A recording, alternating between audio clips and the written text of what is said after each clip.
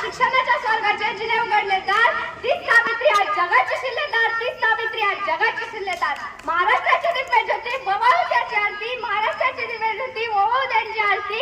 नमन माझे सावित्रीबाई फुले, आज आहे त्यांची जयंती, आज आहे त्यांची जयंती. जिंदगी है कांटों का सफर है, जिंदगी है कांटों का सफर है, हौसला उसकी पहचान है. रास्तों पर तो सभी चलते हैं, पर जो रास्ता बनाए वही इंसान है, पर जो रास्ता बनाए वही इंसान है.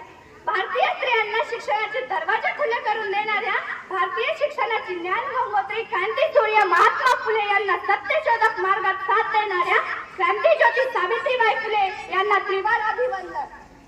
18व्या शतकाचा काळ होता, स्त्रियांचे जीवन चूल आणि मूल पर्यंतच मर्यादित होते.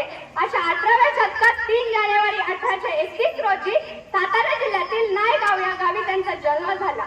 तेव्हा एका नव्या अध्यायात सुरुवात झाली. म्हणून तर म्हणतात, बेटियां सबके नसीब में कहाँ होती है, रब को जो घर पसंद आए वहाँ बेटियां होती है, रब को जो घर पसंद आए वहाँ बेटियां होती है. परंतु आजचा काळ बदलला, वेळ बदलली, पण लोकांची मानसिकता बदलली.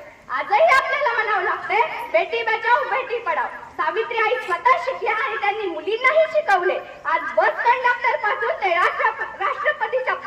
राष्ट्रपतीच्या पदापर्यंत स्त्रियांनी आपले वर्चस्व गाजवले आहे. पण आज स्त्रिया शिक्षित होऊ शकल्या ते फक्त आणि फक्त सावित्रीबाई फुले यांच्यामुळे.